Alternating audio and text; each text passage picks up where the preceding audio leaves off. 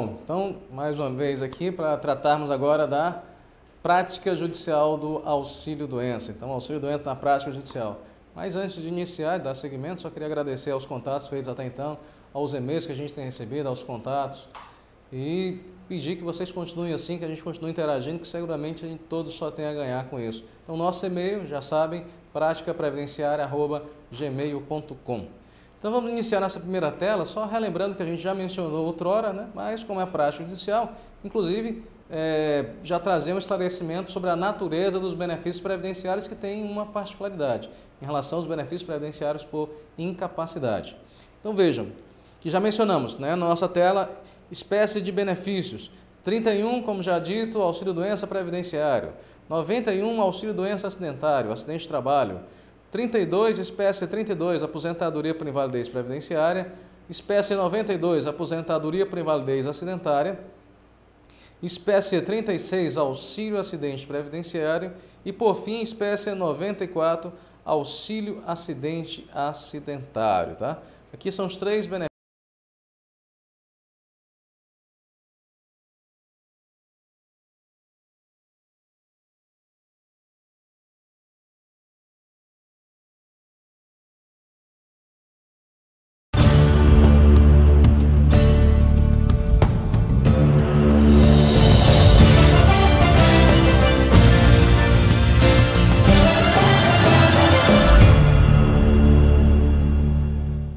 Pois bem, então, voltando, e aí, você já tem a resposta, então, ao nosso questionamento lançado no último bloco? Qual o impacto do auxílio-doença ou até mesmo da aposentadoria por invalidez no período de graça? Lembrando que, enquanto você está em gozo de benefício, o que acontece com o seu período de graça? Enquanto você está recebendo auxílio-doença, onde é que nós vamos encontrar a resposta para isso?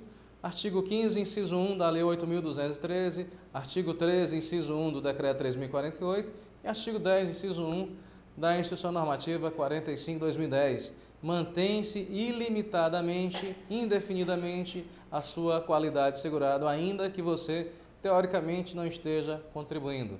Ou seja, enquanto você está em gozo de benefício, você se mantém segurado sem qualquer data para encerrar, a não ser, logicamente, o encerramento do próprio benefício. E uma vez encerrado, que é a nossa questão lançada, o que acontece no seu período de graça? Bom, no nosso exemplo, a gente cogitou de alguém que no 23º mês, já próximo então de findar o seu período de graça, ele tinha direito a 24 meses mais 45 dias, no 23º ele veio a adoecer por mais de 15 dias. De acordo com o nosso exemplo, inclusive, lembro, ele tinha 60 contribuições, mais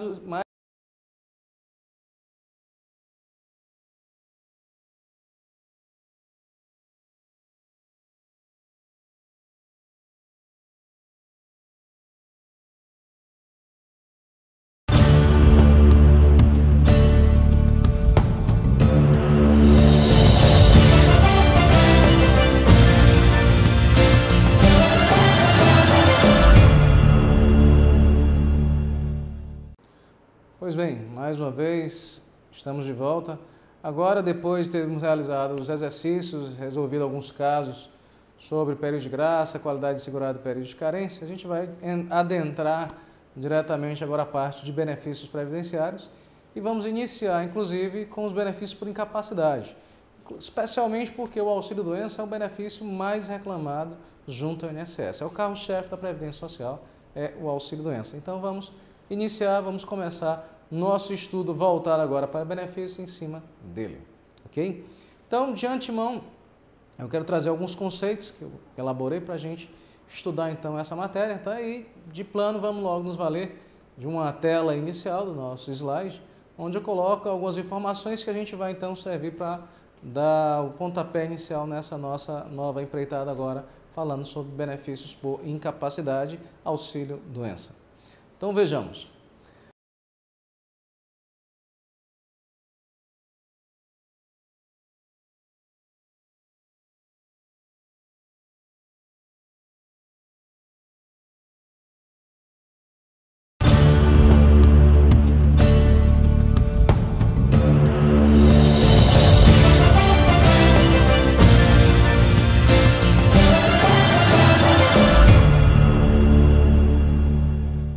Pois bem, ainda sobre auxílio-doença, né?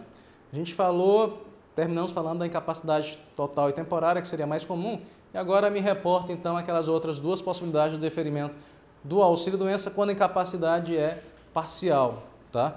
Parcial em que sentido, né? Quando você tem uma única profissão, como já mencionei, se você está incapacitado para ela, ela é total, tá? Enfim, você não tem como desenvolvê-la. E temporária porque é reversível, porque é precária, né? Essa é a regra, inclusive, no auxílio-doença. Bom, e quando é possível, então, a gente cogitar da presença de incapacidade parcial e temporária? Bom, nesse caso, é quando você, que é professor, por exemplo, vamos imaginar, você é professor numa faculdade particular, de acordo com o exemplo anterior, mas também é agente administrativo na empresa, onde você trabalha bastante digitando. Então, veja só, aquela incapacidade, aquela crise de faringite, se ela não o impedir de digitar,